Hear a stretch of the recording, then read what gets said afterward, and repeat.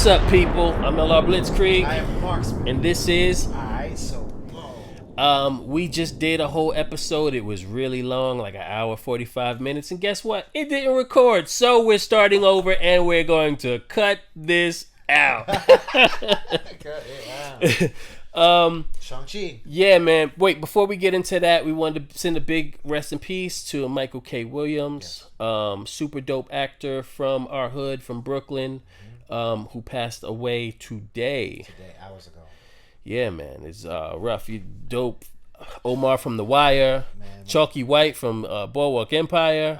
I forgot his character name, but Lovecraft Country, one of my favorite, series. Yeah, recently. man. Yeah, he was the dad in that. Like, My man just did a DMX tribute. yeah. At the BT, So this is some, that hits us. That's gonna hit our culture for a long time. For sure, man. So peace to all his family, his friends, of course, the fans. I think The Wire might be the best television show ever made, aside for that season when he was at the docks. But HBO's hurting because they hired him a lot. yeah, he was a go-to HBO guy. is crying right now. Yeah, They three hired him. series at least, right? At least three. Yeah. Wire, Lovecraft, yeah.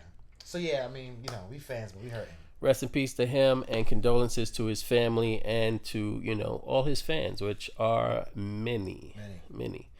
But we are here to talk about Shang-Chi, man. Shang-Chi. I saw the movie. You saw the movie. I saw it Friday. I saw opening night. It wasn't playing. I didn't see it opening night. But I did go and see it. And we saw it at the same theater, Alamo. Shout out to Alamo Draft House, Brooklyn. Yes. Who has me all bougie. Now I only go to movies with food served to me, And alcohol. And of course. Facts. But yeah, man, let's get into it in a lightning fast review of Shang-Chi and the Legend of the Ten Rings. Somewhere is more detailed, but right now we're going to go through without going to the details of the film. Yeah, we still have the audio from that one that we did. Maybe we'll put that up, but right now, this is what you get. No, we'll be thorough. What do you think about the movie, though? I thought it was dope. I think it's definitely in my top 5 Marvel movies. I can't wait to see it again. Just the whole, even the experience of going back to the movies. This is the first movie that I've been to in a theater in 2 years at least. So that in itself was somewhat exciting. Mm-hmm. And then, seeing something on the big screen and for it to be so good and be a Marvel movie, because I think the last movie I saw in the theaters was a Marvel movie. I only go to the theaters for Marvel movies now, for the most part. Keep it coming. Yeah, but I thought it was really well executed, man. Yeah. On almost every level, I think that they hit it out of the park. It was easy for them to mess up, and they wound up doing a really good job of representation and of just making the characters fully fleshed out, real characters that you could see coming from in an Asian art house or movie house. Right. So shout outs to Marvel and Disney for a job well done on this one. Yeah. As far as the bigger MCU is concerned, you always got to be a little, you want to see this new character do their thing. You want to see them separate themselves from everybody else, but you want to see that they fit with everybody else. Yeah. Let me make sure we record. No, you keep talking.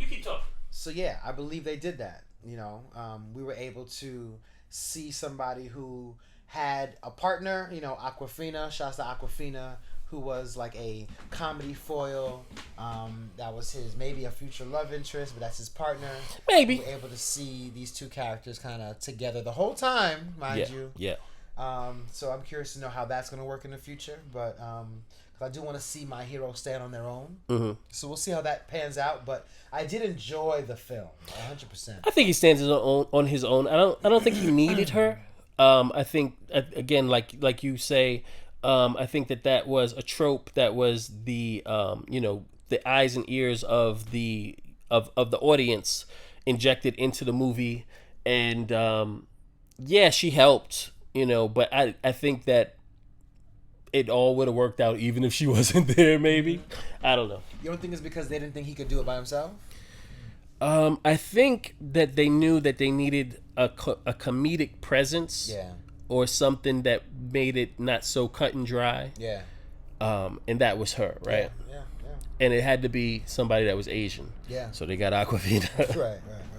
But yeah, man, we had some good character development. You know, nice little storyline of that covered a lot of Asian culture and mysticism, and we were able to cover a lot of that. We talked about like a lot of mystical animals that were there, so we got a lot of the action out of that. Yeah, and all of that stuff is, you know, if you are a Chinese person and you saw, you know, that little thing that with the four wings, or you know saw the birds, or the scaled horse, right, or the nine-tailed fox, right, you know all these things, right? You've seen all these things in your storybooks when you were a kid, in the movies that you've watched, you know. You know all these things. None of these things are brand new and made up, which was a really cool thing that Marvel decided to do, rather than, you know, just, you know, okay, let's make up some, you know, crazy mystical characters ourselves. Nah, these were like the food dogs, the you know, the guardian lions. All of those things are, you know, real things that are steeped in, you know, Chinese culture. Listen, I couldn't stop thinking of Black Panther as I was watching this movie, because I felt that they learned a lot from Black Panther. You know, you have to pay ode to the details of people's culture. Details, yes. And you know, we were talking about, you know, the grandmother asking, "Are you married yet?" That's a very fine point. That will connect and cut deeper to an audience member than all the action scenes in the world. Yeah. Because it's so, you know, specific. And to, you know, martial artists, the fight scenes and how they were choreographed, the stances that they took, even all of the weapons, whether they were glowing or not, those were all real weapons. Like, you know, my father has a kung fu school. I have all of those weapons down, you know, the ones with the hook here and that went up, that all of the 10 rings. Totally have those. Nice. The bow staff, totally have those. The rope with the spear at the end. Right. I can show you video of my father like doing everything that they was doing in, you know, in the movie.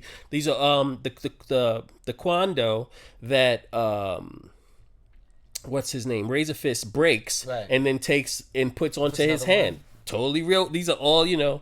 So they didn't make anything up in terms of the things that they didn't have to make up. That's interesting. Yeah. Blitz reminds me of the guy on the bus who was like, you know, I did take some martial arts in my youth.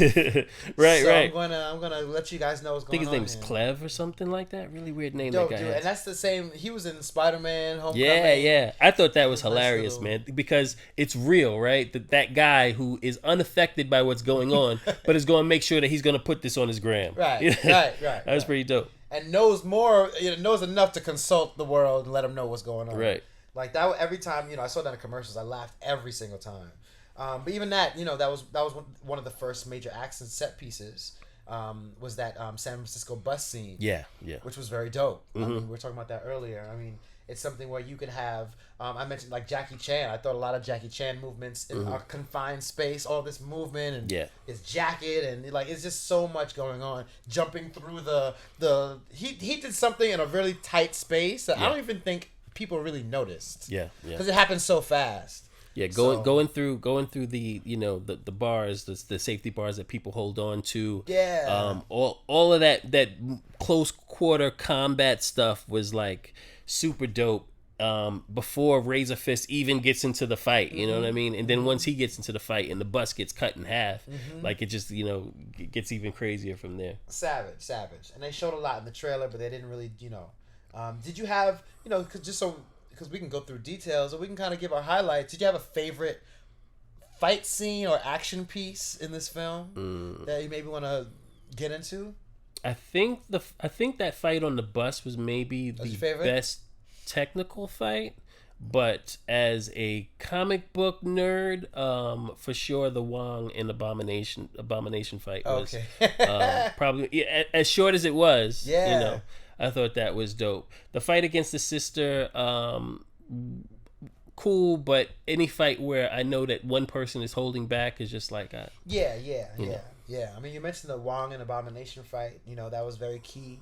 We know that there was there may be some place for Abomination in the future. We know he has a past in the MCU, and we see that Wong is maybe letting him out of some sort of solitary confinement to fight. You know, so we don't know, but that's a really exciting thing. Yeah. We saw in that training motif, we saw a female Black Widow. Yeah. A Black Widow character fighting someone who's glowing, and this person who's glowing has extremis. So that's another callback from Iron Man 3, and we just saw Black Widow. Yeah. So that was just amazingly dope to see that. John was that character. That dude's from Comedy Central, you know, Ronnie. Okay. He's a stand-up comedian. He has a Netflix special and everything. I'm a fan of his. So seeing him in the MCU was like a no-brainer. So yeah, we had, and the sister owned the spot. So we had a lot of opportunity in that little area. Another dope fight scene was a scaffolding fight. Oh yeah, that was a great fight. Great fight. You know, that was dope. Yeah, you could do a lot of that. We were talking about how that mirrors a lot of the older kung fu films. For sure.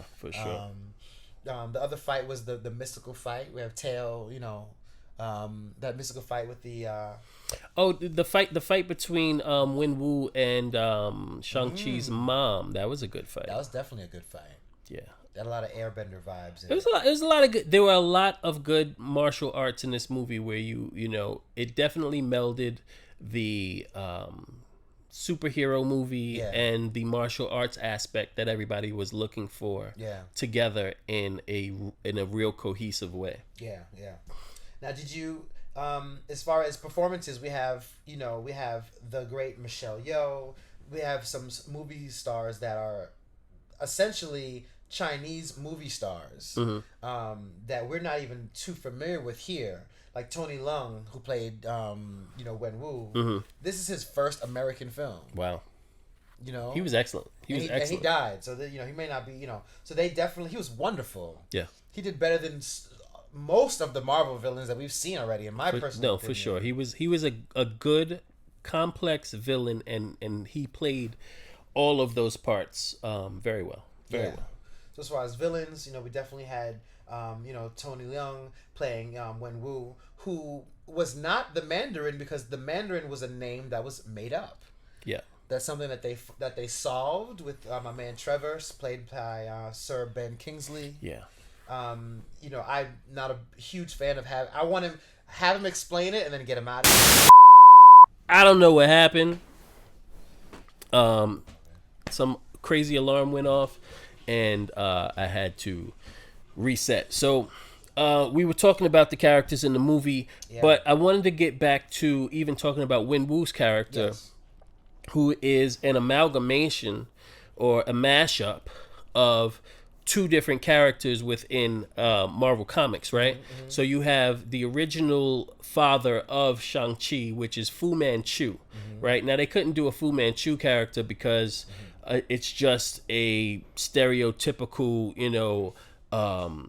really bad representation of, an Asian villain, and just, Fu Manchu would not have worked. It couldn't work.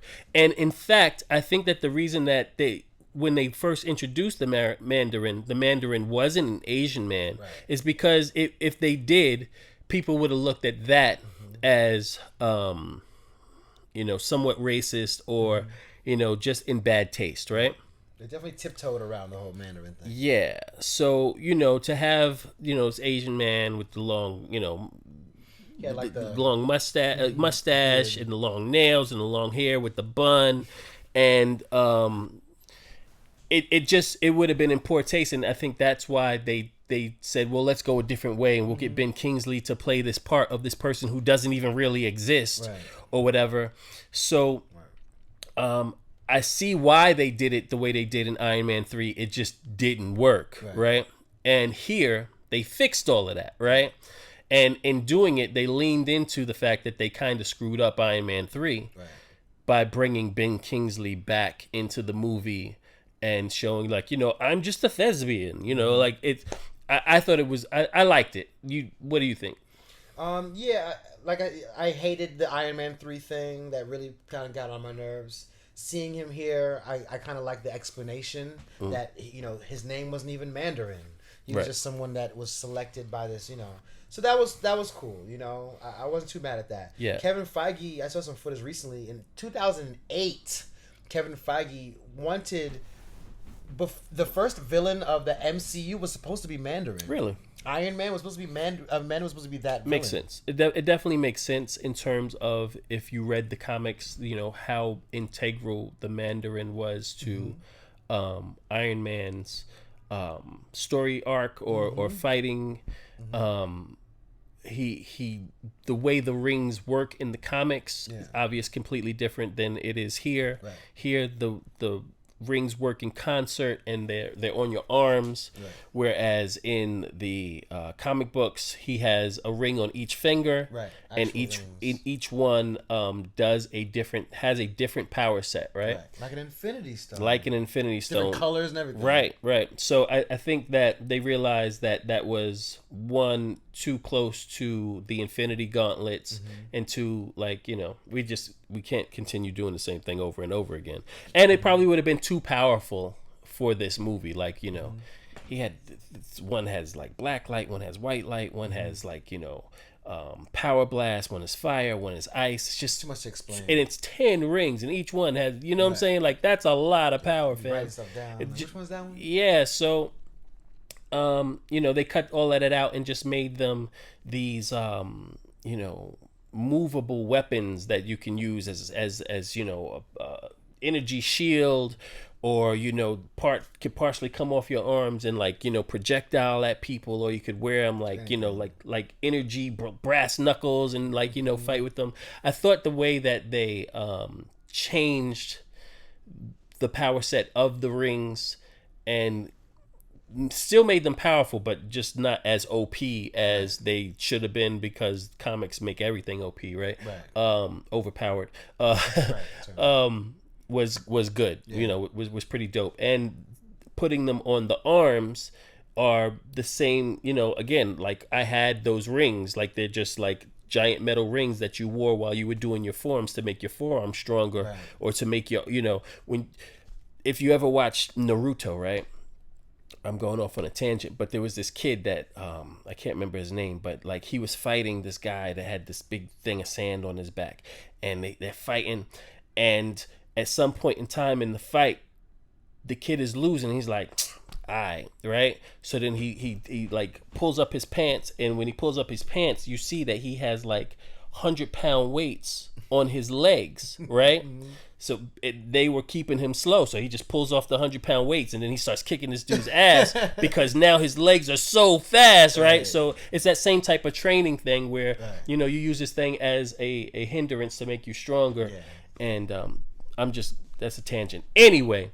That's how it was when you grow up. Shang Chi. I like what they did with the character there. Yeah. And as an actor, he definitely was the right one, from beginning to end.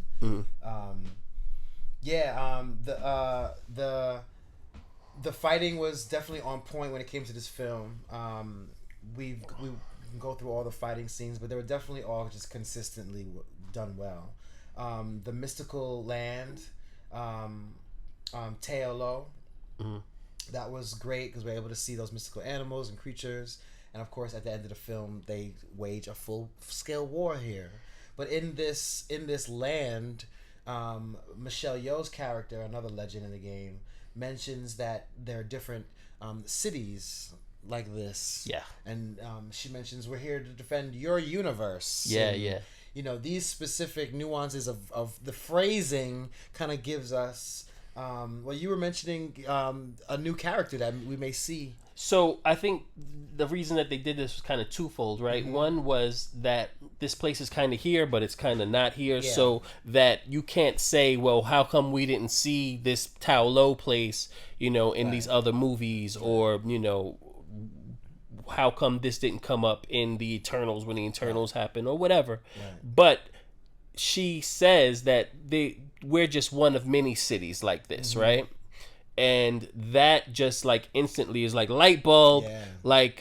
If there is another city like this, right, a mystical place where there is ancient martial arts going on, And and is protected by a dragon, right? That's the easiest way to say that Tao Lo is his own place. But there's also, is it Kung Lao? Kung Lao. Is it Kung Lao? I thought so. I believe so. Sounds good. Which is the birthplace of Iron Fist. It's origin, yeah. Right?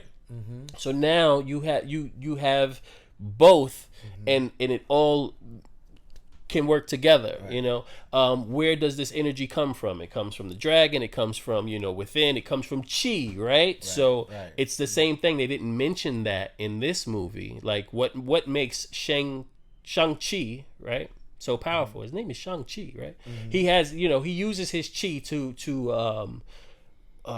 focus his energy the same way that Iron Fist does. Yeah. So it's very easy to believe that if and when they bring Iron Fist back into the Marvel Universe with a new actor, seriously, that it'll be very much incorporated into this new Shang-Chi lore.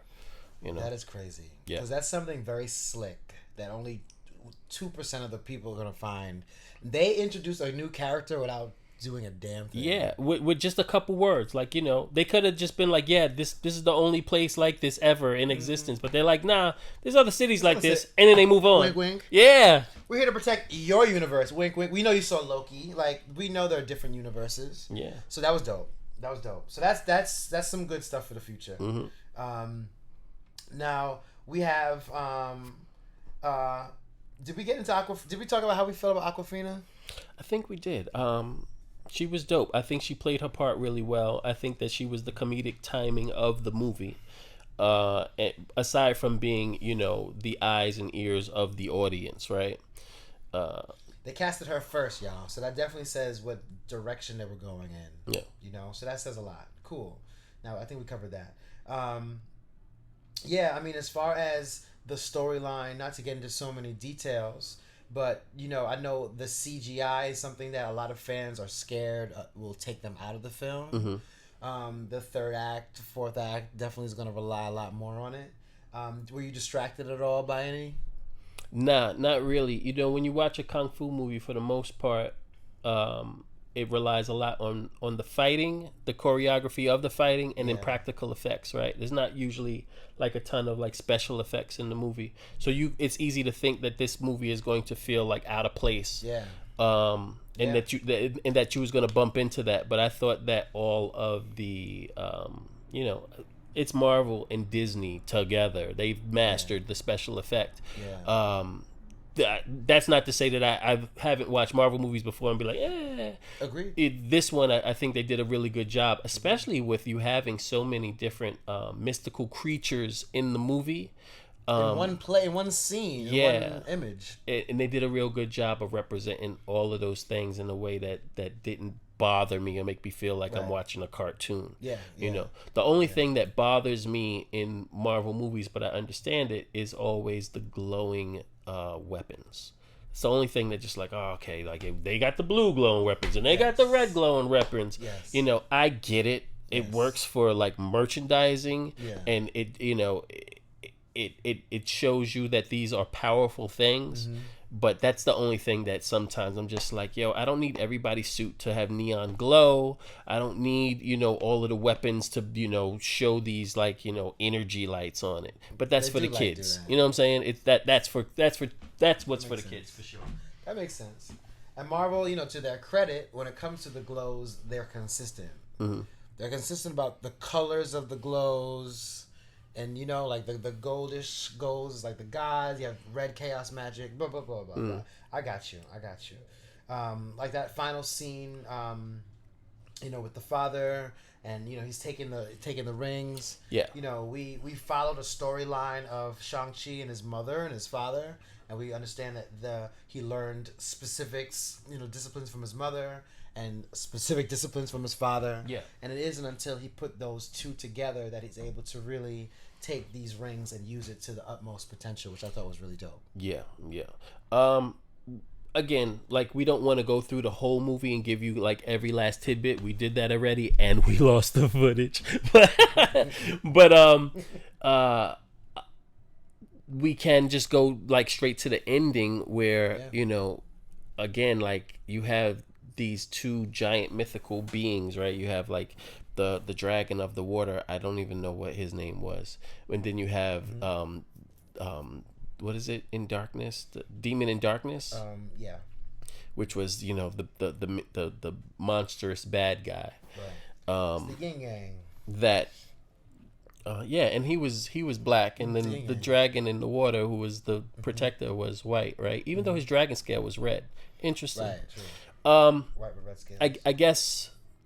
Yeah, once his scales fall off, it probably reddened even more because his red in the comic, his outfit is red in the comics, so they made him white, red scales, black. I guess they kind of put that all together. I was just thinking like the scales on the dragon. When you looked at the dragon, they were more white, right? They might have had like a little bit of red on them, but once they were used as a shield or even the door to hold back the demon in darkness, they were completely red, right? Yeah. So maybe once they fall off, once he sheds them, they change color. I'll give y'all that. Whatever.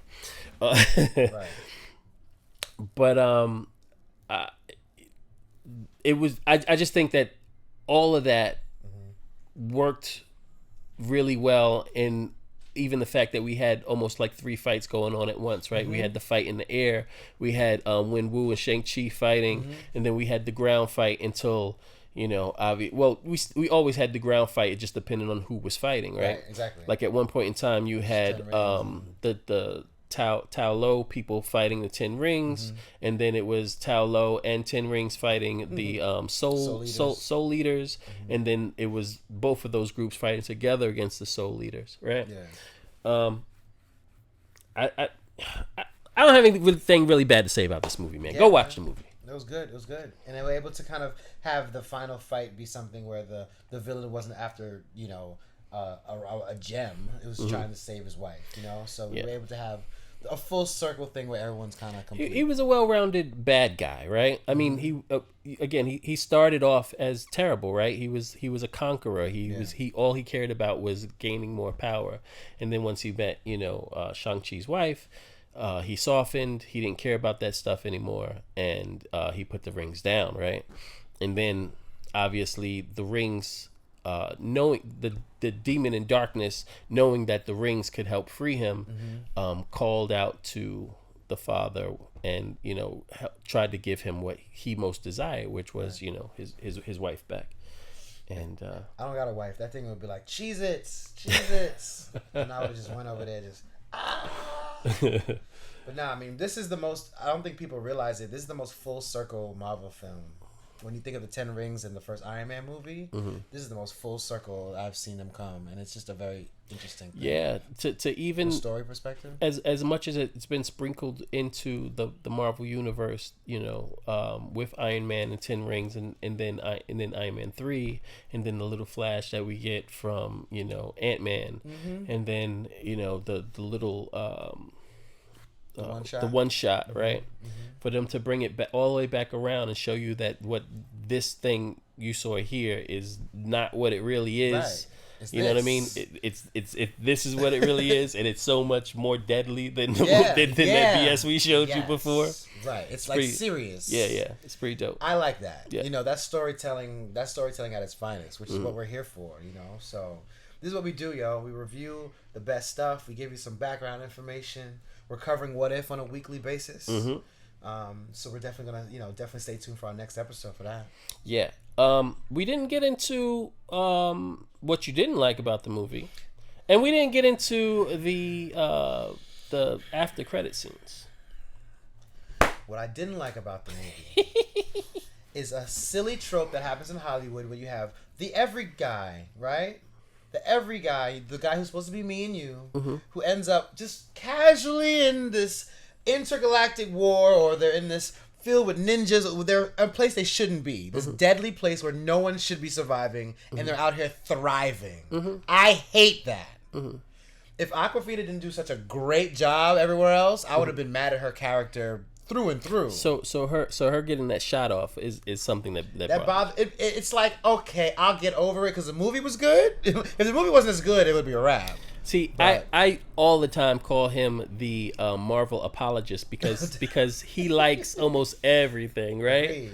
And I bump into things every once in a while. Something that in this movie bothered him didn't bother me as much, but it did bother me a little bit, right? So yeah, like he says, she is the character who's supposed to be us, right? Where we don't have any powers, and we're going along this journey with this craziness that's going on.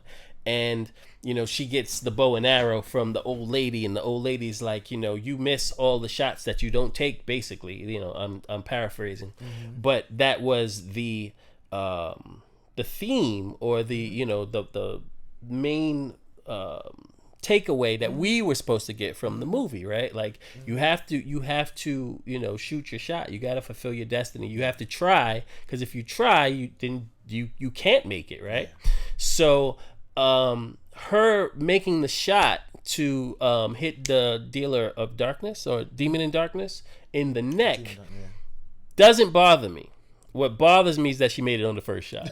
She shouldn't have made it on the first shot. Trained for a day. She has never shot that far in the sky before. She never shot a bow and arrow before, like 7 hours ago. So for her to make that shot and be like, wow. She left San Francisco to go to another dimension. Yeah. And you got an army. Anyway, so those things got me, but it's like, listen. I get it. But at the same time, it didn't bother me that much. And neither did Kingsley being in the movie. I really I enjoyed him being there. I do think that the whole him being able to talk to Marvin or Melvin or whatever Milton? All right, if you say so. For him being able to talk to Milton exclusively was a little problematic, but then I came up with the theory that if one of those things really like you, it makes a telekinetic link with you. Telepathic, yeah, that's the word. Telepathic link, so that you can hear its thoughts, right? So Aiight So Boom, it's not that he's speaking to you in any way, and you could hear like the word, like you could translate the words, but that he's like beaming his thoughts directly into your mind. Into your mind space. So let's go with that, right? That makes sense. Marvel, help him out. Yeah, and the fact that like once he got there and he got into the fight, he just laid down and played dead. Like he's like, yo, just chill out, man. It'll all be over soon. And that's a movie trope that people wish people would do, because people are like, that's what I would do. Yeah, because he can't fight. He knew he knows what he's done.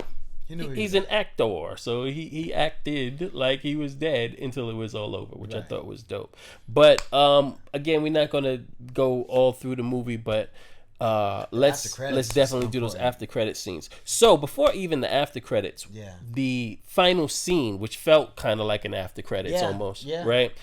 Shang Chi and Katie are sitting down with their friends who they had dinner with before, and were basically, the friends were calling them losers because they were just valet, and this way's a lawyer and he does whatever, and now they're telling them like, yo, we just basically saved the universe, right?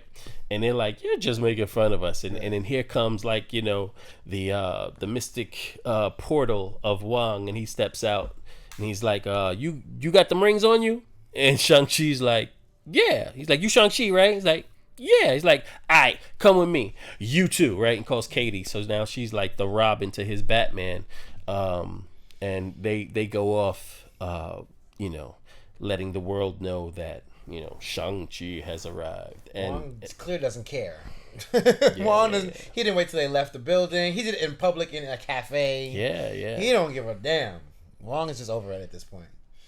Doctor Strange is probably out there wilding out. Yeah, it's interesting how in the MCU, and it definitely makes sense, right, that they don't care that much about secret identities almost ever. Yeah. You know what I'm saying? Like, you get that in Spider-Man, but for the most part, it's like, yo, we out here. Right. When the first Iron Man movie, when he said, I am Iron Man, that shocked everyone. Yeah. And they didn't stop then. Yeah. So you're definitely right about that. But yeah, they the after credit scene that leads into the after credit sequence, because we have Wong in a sort of a Illuminati-esque kind of conference room, where they're trying to figure out the elements. But we see someone we haven't seen in a while, and that's Bruce Banner, human Bruce Banner, arm in a sling. Right. We know he's injured in Endgame. Right, because when he brought everybody back, obviously using that much power hurts the user, just like it hurt Thanos, just like it hurt Iron Man, and killed him off because he wasn't gamma powered Super Hulk. So right. I was thinking he would be healed by now, but apparently they're still working that into the story. Yeah. And he's not Smart Hulk, so this is not even the form we even know him as. Yeah. He's just Banner. It's interesting. It'll be interesting to see if he ever becomes Smart Hulk or what kind of Hulk he becomes when they introduce him in She-Hulk. Right. I think it's gonna be more. I don't think we're gonna see Smart Hulk for a while. I think that was something they had for but we'll see. Yeah. But they're kind of having a discussion because the question is, what are these rings? Yeah, so we got Banner is science, right? Earthly science. He can see if it is something from that realm. Right. Then you have obviously Wong, who is the mystic arts, right? Right. And then you have Captain Marvel, who here. can see if it is from anything in outer space she's ever seen before. She has the most experience in intergalactic. For the most part, we feel like they're covering all the bases that they got. Yeah. It's funny how limited Bruce Banner is if it's not from Earth, right? Yeah. If it's not from Earth, it's like, I'm out. I got nothing for you. Yeah. So all three of them are basically like, yeah, we don't know what this is, fam. Like, we never seen this before. It's older. He said, how long did your father have him? He said 1,000 years. He said, well, this is definitely more than 1,000 years old. Right. But it seems like it's calling something or someone. It has a beacon in it. Mm-hmm. They don't know when the beacon was activated. Right. And that was interesting to me, right? Because was the beacon activated when Wu had the rings, or did it take for Shang Chi to get the rings and for them to turn good or glowing red for the beacon to start? Because that would take a lot of explaining. Yeah. That would take some explaining. We don't know what led to that. He was in Teo Lo. That's a mystical area. Maybe using it in some sort of, maybe the amount of energy that they exerted during that battle. Right. I don't know. And honestly, the believable thing, without knowing anything, the changing of hands may have set it off. Because that's literally it's literally went from blue to like it literally changed colors. Right, and that brings me back to that thing where I thought that a lot of people could find it problematic that he was just like, how did the rings just go from Wen Wu to Shang-Chi when they were in that fight, right?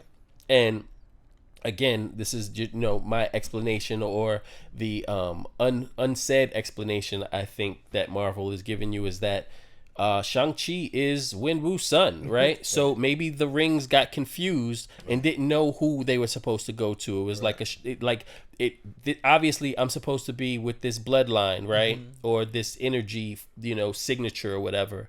So within that fight, for the rings to go back and forth between the two totally made sense to me, because it didn't know if it was with the father or the son. You know what I mean? But clearly one's energy was a little bit different because they changed colors once they got to Shang-Chi or whatever. And even the whole the Iron Fist Easter eggs, I think of Chi when I think of that conversation. I think of the energy, the force. I think of Chi every time I say Shang-Chi. I'm just saying. Well, hey, hopefully we get some more of that in the future. Yeah, but boom, so they're saying that the rings are not of this earth. Vibranium. Oh, nothing they've seen on Earth before, nothing that Carol's seen in space, and nothing that Wong has seen in his mystic travels and reading every book in the Sanctum Sanctorum, which is a lot. A lot of books. That's a lot of that covers a lot of knowledge. That's a whole lot, right? What could they possibly be missing, right? Another dimension. Atlantis, something in even further out space. I don't know, but I always thinking of the rings and thinking of the comics, right? The rings were on fingers, big, And possibly these rings are still supposed to be on fingers, but way bigger fingers. Which makes you think of the space dragon Fing Fang Foom, right? So maybe it's calling to him, and maybe this is the introduction to what will happen in Shang-Chi 2. Listen, I mean, if you have a beacon, you mean someone's coming. So we're gonna get somebody. That's the best bet right there. If they're going in line with what's been going on in the comics, that's the best bet. So hopefully we see that in the future. Yeah. That wasn't the only after credit sequence we got though. No, I think it was. Which one would you say was more important? That one was more important. What got me more excited was the second one. Yeah. That's how I would say it. So this is definitely more important to the universe. So we see Shang-Chi's sister. She's at the compound of the Ten Rings. She's supposed to be there dismantling her father's organization, taking it apart brick by brick, and getting rid of all the evilness there. And she's in her room, and she's looking at a picture of her mom. And then here comes Razorfist. He's like, "Hey, they're waiting for you." So she's like, "Okay." So she gets up and she walks into the room. She sits down in a chair, and then it pans out, and you see the Ten Rings logo behind her, and she's chilling, and she's like, "All right, let's start." You see John, her homeboy. Yeah. Gangster. I thought of Conan the Barbarian. Riddick, Chronicles of Riddick. Like there's. And you see the warriors of the Ten Rings still training, right? But now under her lead. And it's mostly women at this point in time. Like when they pan out, it was almost all girls, and then like one or two dudes, I think, sprinkled in there. What I think, and I have to see it again. I don't think it was necessary that it was more. It's just that there weren't women before. Yeah. They showed the women first, and then they showed the guys. There weren't women soldiers at all, which reflects her childhood, how she had to train by herself. Yeah. But in this army, there are women soldiers, which is obviously just so dope. We just had a Black Widow movie. Like, Marvel knows how to... Look at the Dora Milaje. Look how excited people get when they see these women warriors. Yeah. It's smart to be able to turn that on. I want to see that fight. Ten Rings versus the Dora Milaje. You know what I'm saying? Yeah. Like, they may have some sort of clash. Because there's so many women warriors at this point. I want to see the Black Widow and Dora... Like, it's so kind of... The one thing that I thought of was, like, I could see her aligning with... what's her name? The Power Broker? Yes, exactly. What's her name? Sharon Carter. Yeah, I could totally see them, forming some type of alliance or making some femme fatale group, where it's like, Shang-Chi's sister. What's her name? I should stop calling her the sister Xiaolin. Because she's a character. Xiaolin. Yeah. Xiaolin. Yeah. Sharon Carter. Who else could we put in there? I don't know. Well, remember, Sharon Carter made a phone call at the end of Falcon and the Winter Soldier. We don't know who she was talking to. It could. I'm not saying it's her, but she wouldn't have had the organization yet. But maybe. Who knows? We don't know exactly where it falls in the timeline. We don't know. Interesting. It would be, if it was a female, it makes even more sense. I think we should definitely expect to see the Ten Rings show up a lot more. Yes. In the Marvel universe, whether it be on Disney Plus or in the movies, I could take a Disney Plus show with her right now and I'll watch it. There's so many aspects of this movie that I could see as a show, like just the Fight Club, like show me that, 100%. Or just her figuring out how to become a underworld boss, The possibilities they unlocked a lot. Or an Iron Fist show that just comes directly out of this movie. Oh my gosh, Marvel. Listen, we done dissected this twice. There has to be some way. If you want the audio of our 2-hour breakdown, leave us a comment and let us know. Yeah, let us know. We'll put it up somewhere so that you guys can get it. Maybe we should start putting our audio out. On all the podcast platforms. Maybe we just put it on what do you call that thing the kids used to use that they don't use no more? SoundCloud? Yeah, that thing. I was gonna say Vine. Put it up on a TikTok. That takes 2-hour audio, right? Kids don't use it anymore. What are these whippersnappers using these? Let me stop playing. Yo, I'm LR Blitzkrieg. I am the MarxMan. And this has been Aiight So Boom. Make sure to subscribe to the channel. Check out our merch. And follow us on our socials because we do a lot of these direct to IG live. Yeah, when we feel the need to like come direct to you guys, we go on IG live and it's so that we can talk to you and you guys can come in and interact with us and stuff. We love that. You know, definitely tap in. Yes. What if? Yeah, come in. Shoot, you guys should watch that tomorrow. Yeah, tomorrow. Yeah, man. Got a lot to do. Yeah, we out of here. All right, so boom.